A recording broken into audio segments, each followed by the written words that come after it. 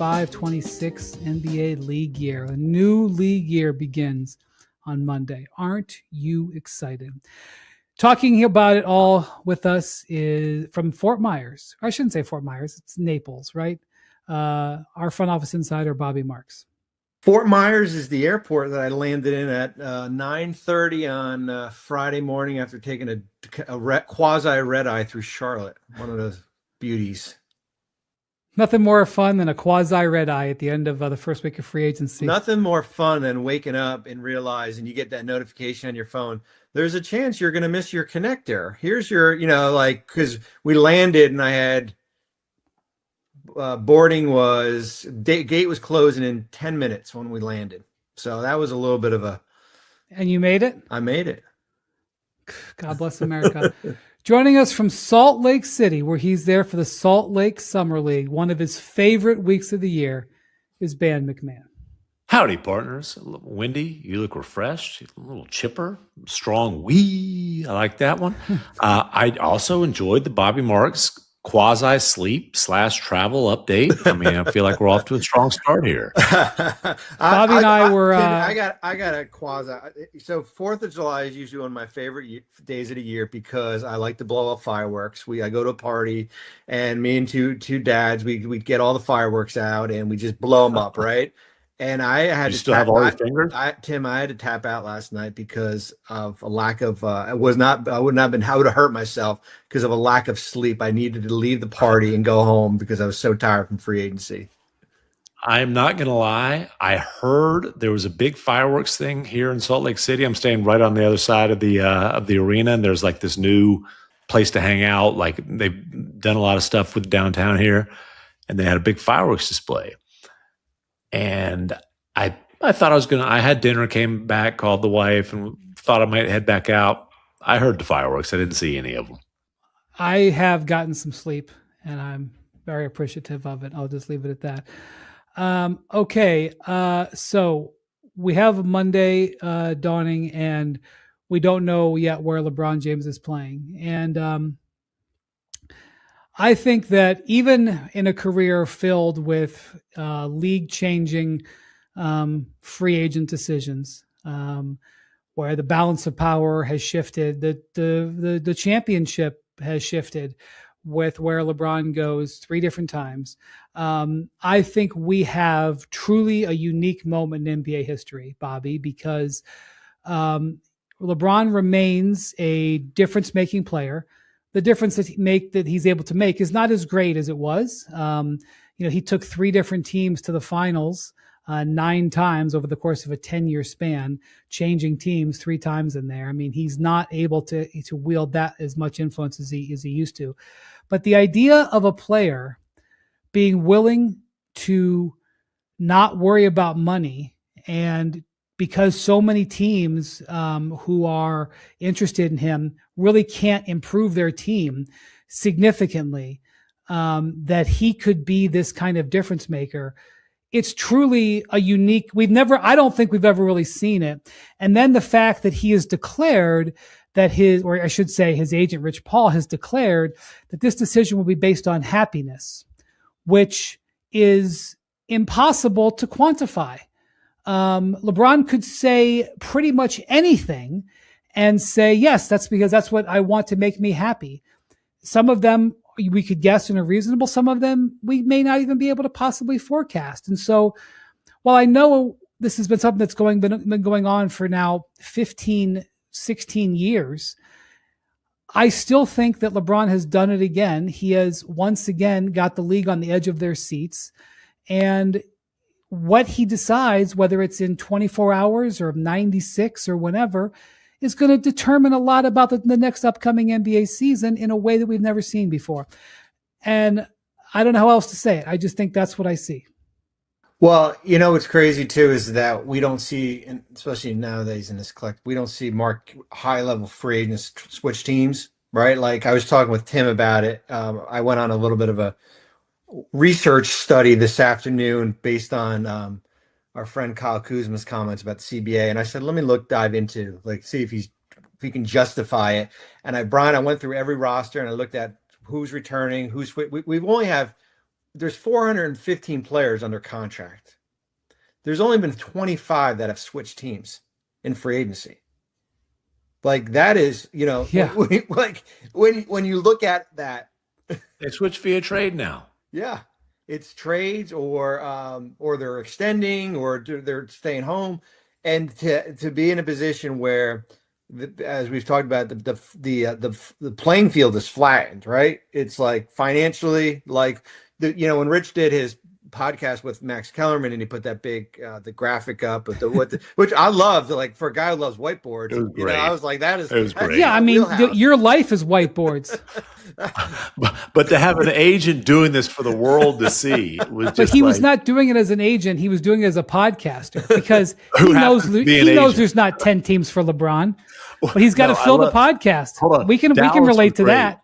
It said Dallas plus Masai, and then the reasons were oil, golf, Macau, Africa.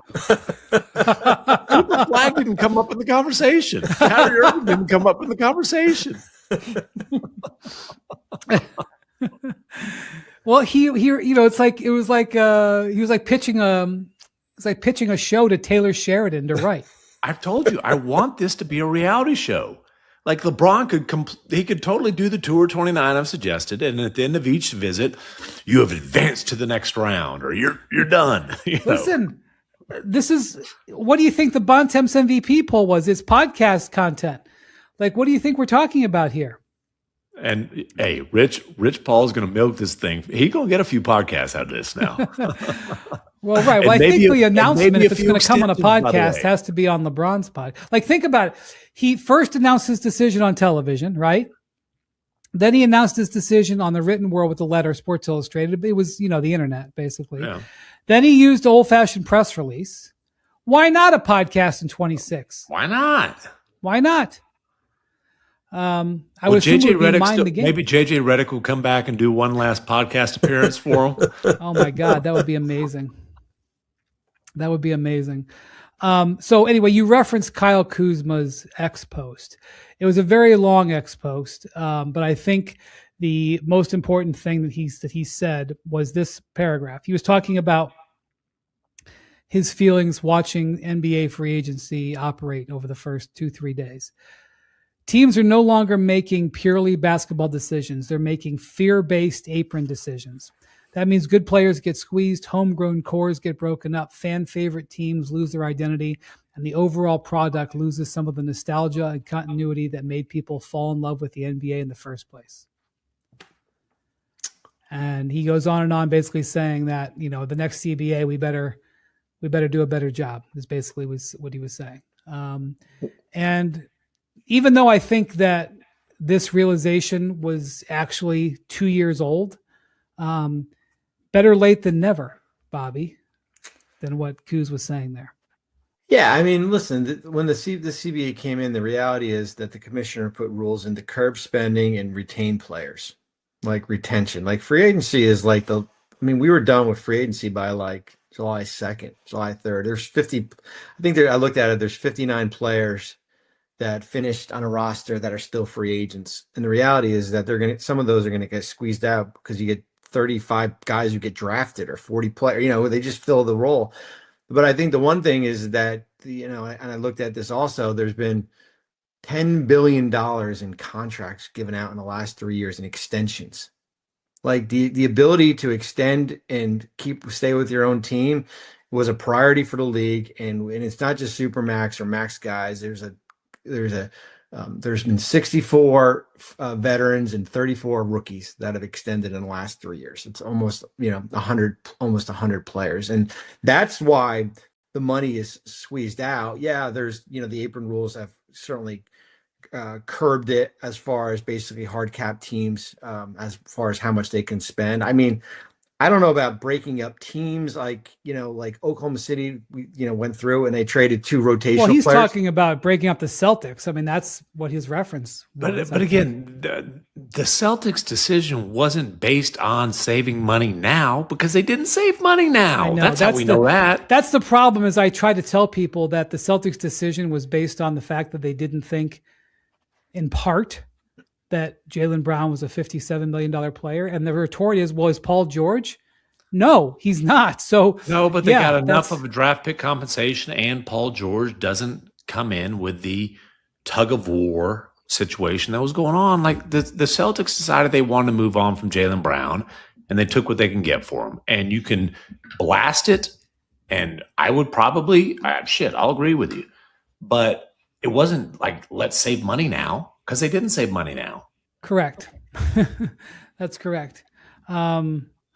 But yeah, I mean, what it comes back to is if you are, in an era where there is no player free agency, you have a gigantic impact free agent. And unlike in previous times, and not just for LeBron, but also for Durant or hell, teams were competing. And I mean, there was a summer where Gordon Hayward, no offense to Gordon Hayward was not a difference making player. Brother, but I signed up for Snapchat to track Hassan Whiteside's max salary free agency. I never figured out Snapchat, by the way.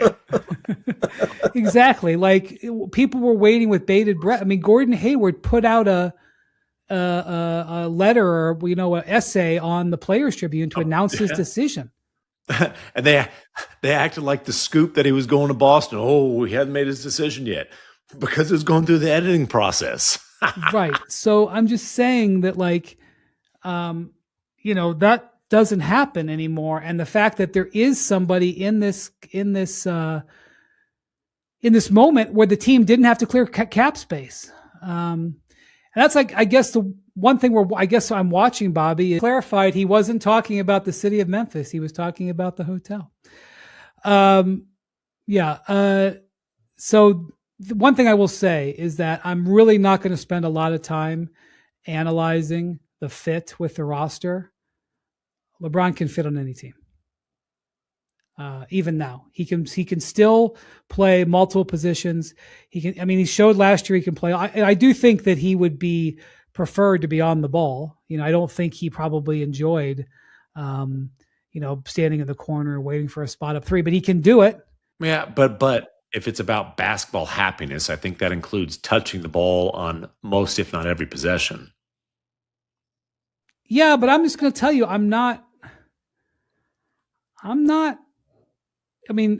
ruling just about any team out. I hear you. To me, the Denver possibility is really fascinating because him and Joker are they the two most brilliant basketball brains walking the face of the earth right now? I mean, they're in competition for it. I would say that watching LeBron play with Steph, watching LeBron play with Jokic, I suspect would be incredibly enjoyable. And I would love to see it. Yeah. And the other thing that's fascinating about the whole Denver thing, again, we can slot them in the lineup. Okay. You got Jamal Murray, Christian Brown, LeBron, Aaron Gordon, and Nikola Jokic. Whew, that's a hell of a lineup. Can't you add him to any of these teams and go, wow? Yeah, but I think that one's it's a proven championship. Yes, blah, blah, blah, you but guys whatever. know I've been talking about this a lot. But the other thing that's fascinating to me about that is there's this dance that the Denver Nuggets right now are playing with the premier restricted free agent who's still unsigned, Peyton Watson. Who do you guys know who represents Peyton Watson? Have you checked on that? Quite well aware that it's Rich Paul and Clutch. Oh, well, that's interesting. But real talk, is LeBron deciding basketball happiness based on getting a Clutch guy paid? Also, Peyton Watson has done enough to get paid. It's not like he needs, LeBron's help to get paid. Real talk. Is Rich Paul leveraging LeBron's free agency to get other clients paid? Well, if it drags out 10 more days until we see Denver sign him, you could argue maybe that's the case. But no, I mean, Peyton Watson's going to get paid. It's a matter of how much. It's sure as hell going to be a lot more than he would have taken last year when he wanted about 15 a year. You can add 8 figures to that.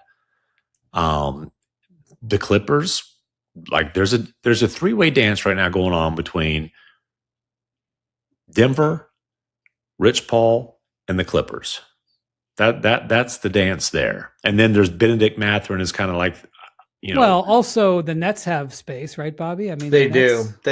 They've got like 20 to 22 before they do all their deals and everything like that. The Clips are the most interesting team just because I was telling Brian this last week that so you could put an offer, you could renounce Benedict Mathurin, put an offer sheet down. I think they get like 26, 27 million. And then if they match it, you can unrenounce them. So you don't totally lose them in the process there along the way. I mean, you could if a team. One of the many reasons that Bobby is so valuable in the NBA is because he can talk about the procedure for unrenouncing a player, which I have never heard before. I didn't Well, know that and was the a crazy, possibility anymore.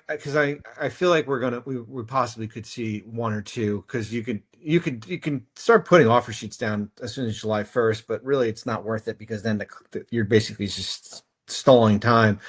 But like I even went back, guys, to when because if there's an offer sheet by noon on July 6th, you have until 11:59 on July 7th to match it. But I went back and because remember when Otto Porter got that offer sheet by Brooklyn and the Wizards basically took like 4 days because it's like 2 days to match, 2 days to pass the physical. Like basically, if they wanted to, if it is the Clips or something, they can just basically say, you know what? We're just going to tie your cap space up for the next whatever 3 or 4 days and everything like that because there's a little bit of a process there. When I was a kid, Bobby, I think it was 10 days. Yeah. Wasn't it 10 days? Yeah. Oh, it was, and then it got to 48 hours, I think, and then it feels like it gets shrunk every time. Back when I was a kid, free agency literally didn't start till July 1st, and nobody signed on July 1st. You signed on July like 6th or 8th at Summer League. That's where you would do stuff. Now Summer League, everything's done or most of it's done. Back then, like that's where you would call them on July 1st and then you'd say, hey, let's meet in Las Vegas like in 3 days. Sure, sounds good. And then you do an offer sheet and like you would be like, oh, the FedEx didn't get to them on Tuesday. They didn't actually get the FedEx with the offer sheet till Wednesday. So the clock doesn't start. Now they have 10 days. Like you're waiting until July 25th to see whether you're getting an offer matched. So when I was with the Nets, we had an outside law firm and we got tired of paying them. So Rod Florence said to me, and I didn't go to law school. He says, "Hey, why don't you learn how to draft contracts, UPC contracts?" So my first contract I ever drew up was summer of 2001, Todd McCullough, offer sheet. And I took the train down to Philly. I remember this offer sheet. I took the train down to Philly and back then it's like you're like serving papers. And I knocked on Billy King's door. I go, "Hey Billy, hey Bob, what are you doing down here?" "Oh, here you go. Here you go. You've been You've been served." But the beauty yeah, of it you used to do it in person, right? Yeah, you do it in person. The beauty of it was when I was coming back on the train and we had filed it with the league that I don't know if it was Dan Rube in the league office. He called me and goes, "Bobby, you missed something on the offer sheet. You got to redo it." And I said, "Oh my holy golly!" Gotta turn I had to back basically around. go back on the training. But back then, the best one is when Nana. Wait a minute, you had to go back on the train I had to again redo the a offer second sheet. time? This reminds me, there's an agent who hadn't been involved in the NBA in a while who is part of the representation for one of the premier guys in this draft class. And somebody with a team said, "Yeah, if you need this agent, just send him a fax. He'll get back to you." I know that guy. He's a nice guy. How dare you? Yeah, nowadays it's different. I think the Jeremy Lin offer sheet with Houston, I think that changed. They were basically, I think Daryl was trying to serve the Knicks the papers, and they were like looking behind the door. They wouldn't open up the hotel door. Now it's all electronic. Oh my God. Yes. I was, Jeremy was just talking about that crazy offer sheet, but yeah, I remember, Michael Winger, who's the president of the Wizards. Like I remember the Cavs were going to sign Jamario Moon, to an offer sheet, restricted free agent of Miami Heat. And he flew down to Miami with the offer sheet and, he met with Andy Ellisberg, who's now the general manager of the Heat, and they went to a Chinese restaurant and Winger delivered. Who pays for that dinner? If you're delivering an offer sheet, who pays for the If dinner? you bring the offer sheet, you got to pay. I think you're right. I think that's absolutely the way it goes. We had one time, real quick. We had a Christmas. I think it was after our lockout. We had a Christmas party, and I was there, and I saw. I don't know who it was from the Thunder. Goddamn, showed up like in my like. I look up and I'm like, oh, and they were delivering an offer sheet on Nate Christic. You know what? I was talking to one of these old school scouts who's out here last night, and God, I don't even remember who the free agent was, but their organization put together like this big elaborate, like, let's host this guy. He's coming in, and like this big elaborate party. It's like a $20,000 setup and all that. And the guy didn't make his flight, never touched base with him, never let him know. And so it ended up just being like, well, okay, hey, basketball staff, have a good time tonight. Yeah, the food's here. Yeah, like, the catering's paid for.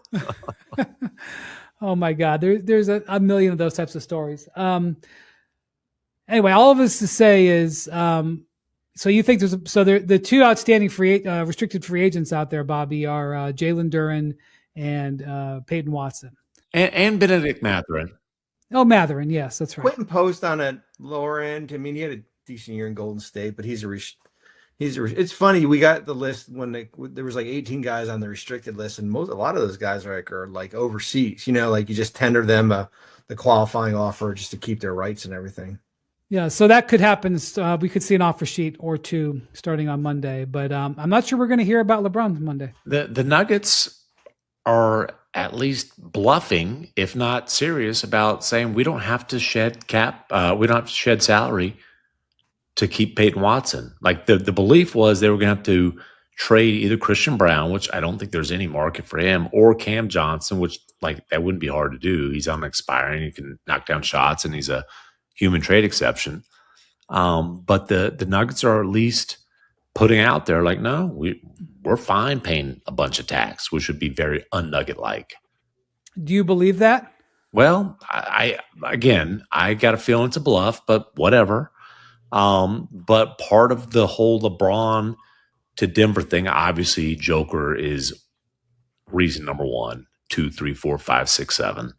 But Josh Kroenke, who I believe his official title is chairman, but he's the day-to-day ownership presence, has a relationship with LeBron. Like they do stuff like hang out on yachts together, as friends tend to do.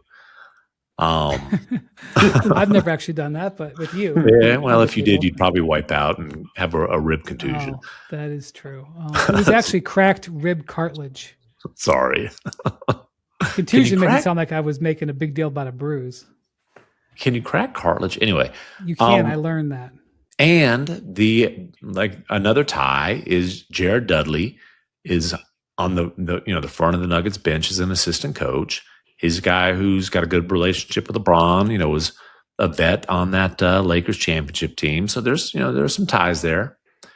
JJ Barea is also on the Nuggets coaching staff. He famously was part of the Mavericks pulling off an upset over LeBron in his first year in Miami. I just figured out the math on Denver. All right, so Denver is a repeater tax team, so they will pay a significant more penalty.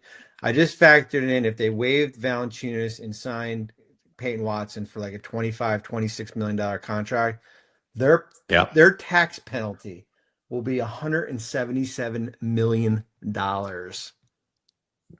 Yeah, it's a big number. They are putting out there that they're willing to go like into that territory. I'll believe it when I see it.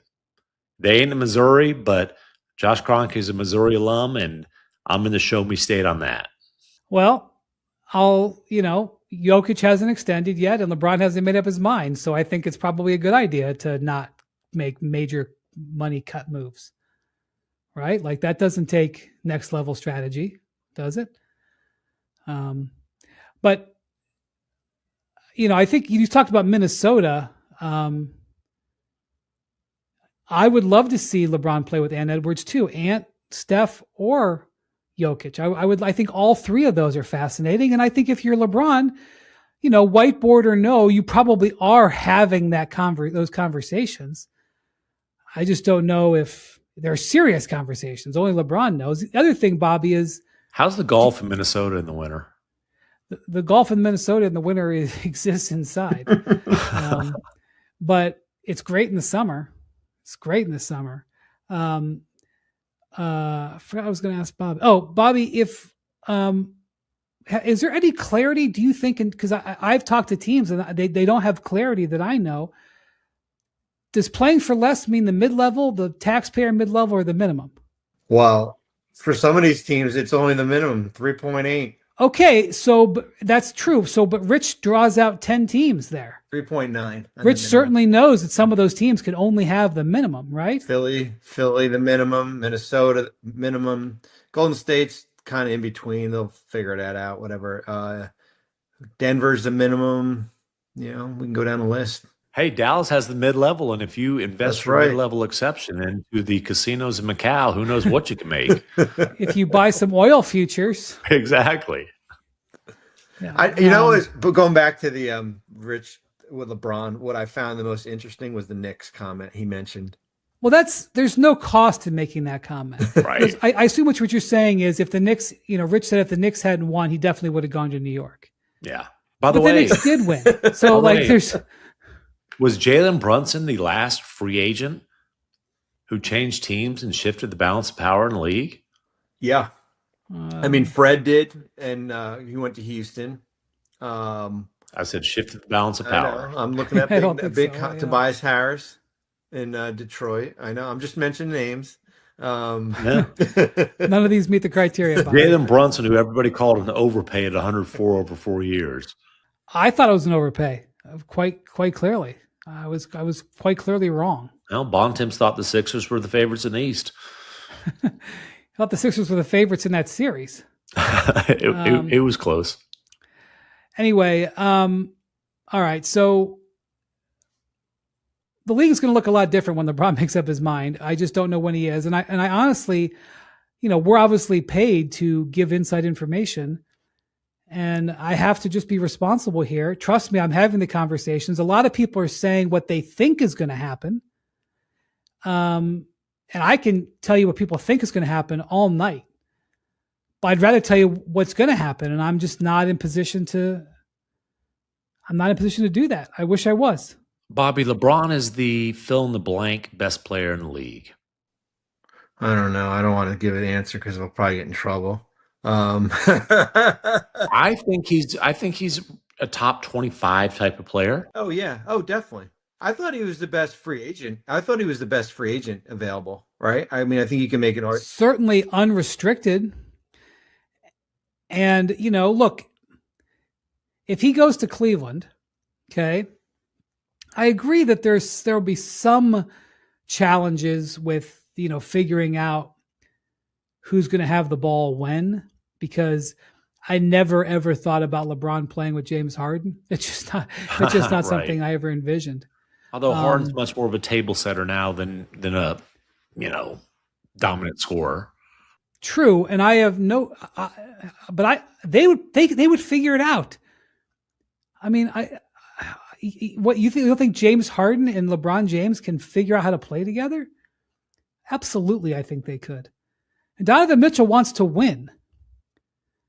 I don't think LeBron's going to make Donovan Mitchell render him ineffective. Come on, I absolutely think that makes a ton of sense. Just like I think it would work in Philly too. They could figure out how to do it. I honestly have more questions about Philly as far as the fit. Because of Embiid? Because of Embiid, because of Brown, who clearly wants to be the man on a team, and because of Maxey, where I think Maxey's the best of those three guys as an offensive number one right now. I think Embiid's got, the most equity in Philly, and Brown, one of the big reasons he's on the block was on the block is because he wanted to be 1A. Well, I do think that one of the big questions, no matter what happens in Philly, is what they do if Jalen would like a contract extension. That's if. Well, I don't know. We'll see. We'll see how that plays out. But Bobby, if Yeah. you were eligible to make like 140 million over 2 years, would you be interested in that? Yes. Well, the beauty where Philadelphia catches a little bit of a break here is because he was traded, they can only extend him for a year. So they don't have Oh, to wow. offer him. Okay. It's like a year, 1 year, like 60, I think it's like 68 million, 69 million. It's a big number, man. I was going to say this regarding LeBron. That's a nice If contract. the beauty of if LeBron goes back to Cleveland or Miami, you can get that no trade clause back. Oh, wow. That's true. He'll hit the criteria. That was what Dame Lillard did last year. He's the last. Dame Lillard's Dame's the like last man standing.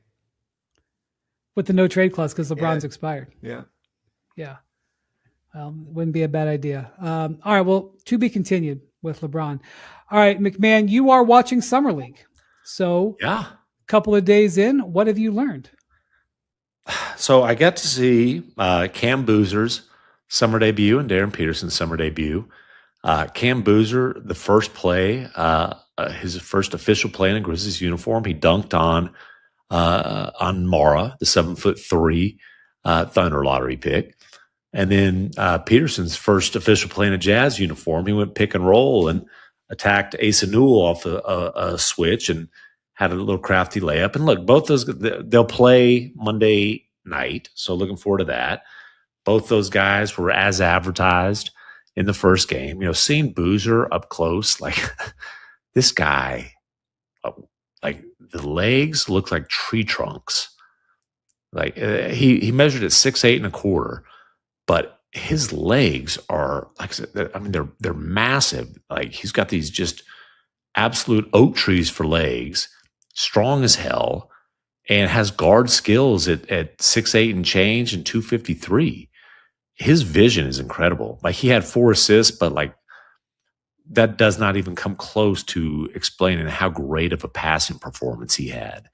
Like his ability to create advantages, whether it's off the dribble or with power, you know, in the post, whatever combination thereof, see the floor like 3 steps ahead, like, you know, play the chess game of seeing the floor. And then at that size, just make any pass he wants. He has like he's an incredible PowerPoint forward.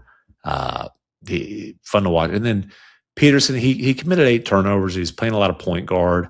He's not going to be on the ball nearly as much once it comes regular season. He's sharing the backcourt with Keontae George, who, by the way, has been at every practice. He's going to be on their bench for their Vegas debut, like as an assistant coach. He's been very involved in like coaching up Darren Peterson and establishing that relationship. But the thing that stands out about Peterson is, man, this dude, a scout I was sitting next to last night, I was like, this all looks easy for him. And talking about just like the ability to get to his spots, to create space off dribble, to rise up over. How many different ways did he score in that game? And like, look, Summer League, the long story is it's much more predictive if you're bad in Summer League than if you're good, like on the whole. But right.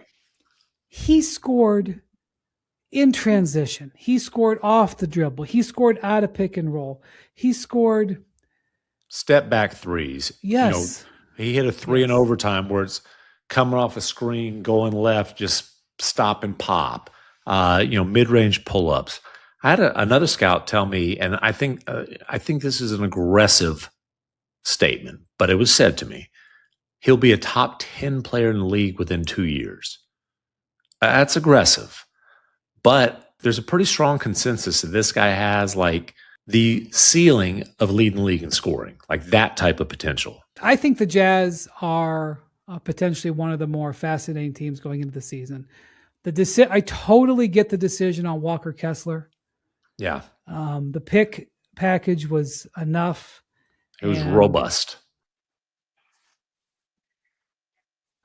Yeah, good job. Well, good word. I get it. Also, they have so much invested in their front court that if you aren't like totally pleased with that, I get it. But that, that does set them a little bit back in terms of their roster build. But they could be really competitive really quickly here. Before Kessler went to LA, there's like people talking about 50 wins. Well, I They're can't not going say to double their that. win total, but they can be a competitive team, and they've got a young core. Ace Bailey did something to his back, and so he came out of that game early. But like Ace is an impressive looking player. By the way, Cody Williams, like, let's not give up on him yet. Now he's a third-year guy, third-year lottery pick playing in summer league, which means things ain't been ideal. But he's starting to fill out, but the Listen, Keontae, Bryce Sensabaugh was one of the best players in the NBA last month of the season. I'm not I mean, ignoring that. there's some circumstances. Well, I'm But not saying he's going to be an all-star, but like, as long as you're talking about the Jazz, like I can't ignore they're it. starting to, they've definitely put together a team, and like they're actually gonna have the goal of winning games. They'll be interesting this year. But the core they put together, there's not a face of the franchise. And that's what they need Darren Peterson to be. And maybe Ace Bailey can pop to become that guy, but Peterson's obviously their best hope of that. And it's pretty widely, the consensus among scouts that I've talked to and executives is he has that type of potential. And it's interesting because like Boozer would have been the safer pick. I don't think there's any question about that. And it was, like I'm sitting there and right in front of me sitting courtside is Carlos Boozer. Jazz scout Carlos Boozer, former Jazz All-Star Carlos Boozer, watching his son, who the Jazz passed on, and Booze was wearing a Grizzlies hat. Listen, I respect it. I mean, he's a dad. He's a dad before he's a scout, but they liked Peterson enough to where they passed on a kid who was born here. His dad's part of the franchise, who they think is going to be a really damn good player. Like they think Carlos Boozer was worthy of being a number one pick in the draft. They thought there was 3 number one picks, but they thought Darren Peterson had the highest ceiling, and that's the guy they took. I think they're in a good spot. I mean, I think the biggest thing before they went out and got Josh Okogie and Jackson Hayes in free agency, I think Jaren and John Contra were the only 2 guys that ever played in the postseason before. So you could show the youth of that group. But going back to that Cody Williams playing, I give him credit, man. Like, because this, like once you see the lights of the end of your rookie contract coming and you hadn't really done as much as you thought, getting drafted in the lottery, it's like now or never for him. And then Ace is kind of a little bit of a wild card as far as what you can get from him. But watching Darren, and that was the big thing, is like this the pace, just like how very like easy he makes it look when he's out there. And is there anything else that you've seen in this first couple of days there that you think is notable? So honestly, it was just one day of games. Today was an off day for games, and then no Monday off day. Today was an off day. My bad. Yeah, Monday and Tuesday there's a game. Like tomorrow is the Jazz Grizzlies game, that'll be Peterson versus Boozer. Mara is a really interesting player. I mean, obviously 7'3". He's got some Hartenstein in him as far as like the passing ability. Now the Grizzlies blew the Thunder out, but Mara's a really fascinating player. He's going to have to improve his body. A bit dumpy was the description that somebody used for him. But I think he landed in an ideal situation in Oklahoma City where they're going to be able to I think he'll play this year, but they don't need him to play 25 to 30 minutes. They need him to play 10 or 15. I think, he's going to develop his body, and he's a pretty intriguing guy at 7'3" with some feel and like I said, the passing ability and just the length. Your guy, help me out with the 16th pick. I'm blanking on the name. Sturts. Ben Sturts. Yeah. Sturts. Yeah, he's got a chance. He's going to be interesting.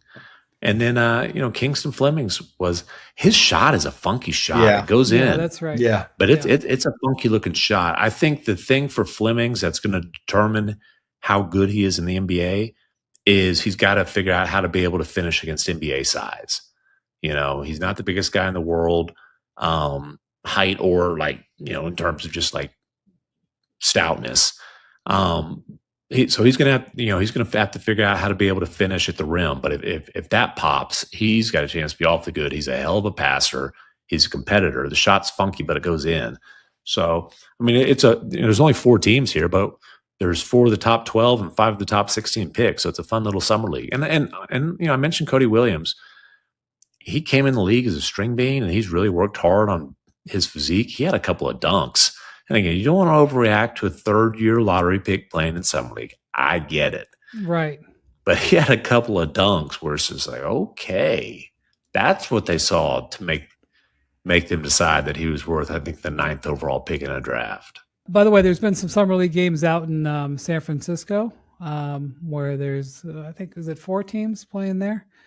The California Classic. Cameron Carr for the Lakers has had 2 very good games so far. He's a bucket getter. I mean, he had the one game in the combine. He put up some big time numbers in that game. Yeah, Axel Lindenborg with the Warriors had a pretty good first game. 11 points, 8 rebounds, 2 assists. Darius Acuff went 9 of 29 in like 20 some odd minutes. I respect the 29 shots though. You would go get it, kid. Yeah, you would. I'm not surprised.